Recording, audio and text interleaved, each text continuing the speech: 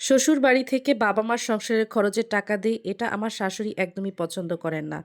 বিভিন্ন বাহানায় এগুলো নিয়ে আমাকে কথা শোনান। আমার বাপ-মা ফকির, এই বিয়ের পর মেয়ের কাছ থেকে হাত পেতে টাকা নেয়।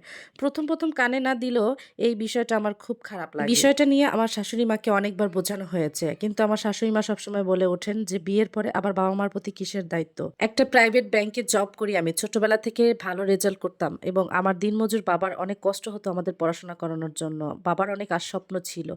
তাই বৃদ্ধ বয়সে বাবাকে আর কষ্ট দিতে চাইনি। লেখাপড়া শিখে একটা বোনও আছে। সেই বোনের পড়াশোনার খরচটাও আমি চালাতাম। মিনহাজ আর আমি একই প্রতিষ্ঠানে কর্মরত ছিলাম। পরবর্তীতে সে অন্য একটি ব্যাংকে শিফট হয়ে যায়। কিন্তু আমাদের মধ্যে যোগাযোগ থেকে যায়। সেখান থেকে মিনহাজ আমাকে পছন্দ করে এবং তার পরিবার থেকে বিয়ের প্রস্তাব দেয়। বিয়ের আগে মিনহাজকে আমি বলেছিলাম আমার পরিবারের অবস্থার কথা।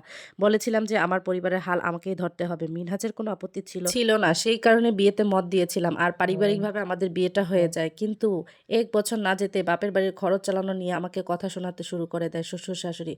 তাদের কথা, চাকরি করে সব টাকা পয়সা যদি বাপ-মাকে দিয়ে দাও তাহলে আমাদের বাড়ি থেকে অমন চাকরি করার আর প্রয়োজন নেই। বরং সংসারে মনোযোগ দাও। তিনি আমার পিছনে এমনভাবে লেগেছেন যে আমার ভালো দিকটা তিনি ভুলেই যান। সেলারির পুরো টাকাটা যে আমি আমার বাবাকে দেই তা কিন্তু না। অল্প কিছু টাকা নিজের খরচের জন্য রেখে দিয়ে বাকি টাকাটা আমি ২ ভাগ করে অর্ধেক বাবাকে দেই এবং অর্ধেক শ্বশুরবাড়ির জন্য রাখি। কিন্তু শাশুড়ির এই দেওয়ার বিষয়টা স্বীকার করে না। আমার কথা স্বীকার করুক না বা না করুক, আমার কাজ আমি করে যাব। মাঝে, মাঝে শাশুড়ি পীড়াদায়ক কথাগুলো আমাকে অনেক কষ্ট দেয়। এমন জানলে কোনোদিন বিয়েই করতাম না। যে বিয়ের কারণে নিজের পরিবারকে চালানোর জন্য অন্যের কথা শুনতে হয়, সে বিয়ে আমার কোনো প্রয়োজন ছিল না। কারণ আমি নিজের চোখে দেখেছি আমার দিনমজুর বাবা আমার জন্য কত কষ্ট করেছে।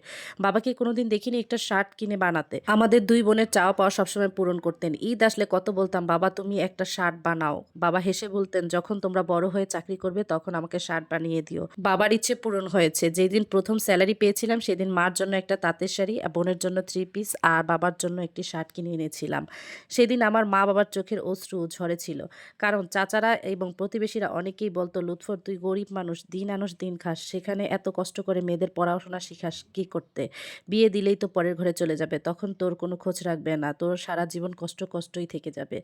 বাবা বলত, "সেই সময় আসুক যে সময় দেখা যাবে। ননদের বিয়ে ঠিক হয়েছে। আমাদের বাড়িতে দাওয়াত দিতে এসেছে। কিন্তু আমি চাচ্ছিলাম না আমার পরিবারের কেউ এই বাড়িতে আসুক। কারণ এদের কিচ্ছা কখনো বাবা-মাকে বলিনি। তাই নিষেধও করতে পারছিলাম না। তখন তাহলে বাবা-মা জিজ্ঞেস করবে, "কি কারণে নিষেধ করছো?" ননদের জন্য উপহার হিসেবে একটা সোনার আংটি এনেছে। বিয়ের দিন মা আংটিটা ননদেরকে পরিয়ে দিল। শাশুড়ি দেখেছেন, কিছুই বলেননি। মনে, মনে খুশি হলাম, যাক স্বাভাবিক রয়েছে। কিন্তু কনে বিদায়ের পর বাড়ি ভর্তি লোকের সামনে শাশুড়িমা বলে উঠলেন, "বিয়াই তো মাছের তেল দিয়ে মাছ ভেজে নিলেন। আমার ঘরের বউ চাকরি করে আর সেই টাকা দিয়ে আমার মেয়েকে উপহার কিনে দিলেন। নয়তো আপনি এত টাকার আংটি কেনার যোগ্যতা আপনার আছে?" আরও অনেক অপমান করলেন, কথাবার্তা বললেন। বাবা চুপ করে মাটির দিকে তাকিয়ে রইলেন।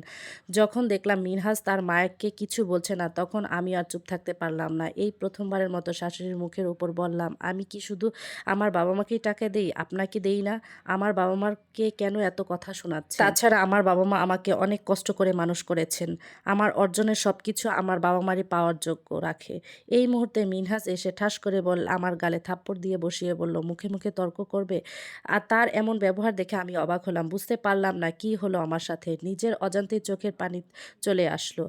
আমি কোন মিনহাজকে দেখছি? যে মানুষটা আমাকে কথা দিয়েছিল বিয়ের পর চাকরি করলে কোনো সমস্যা নেই।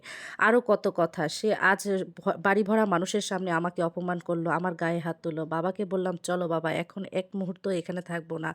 এখান থেকে আমি বিদায় নিয়ে চলে যাব।" বাবা বলল, "না, এটা তোমার স্বামীর ঘর।" আসার আগে মিনহাজকে মুখোমুখি কিছু কথা বললাম। "তুমি আজ যেটা করলে সেটা তুমি অনুতপ্ত হবে।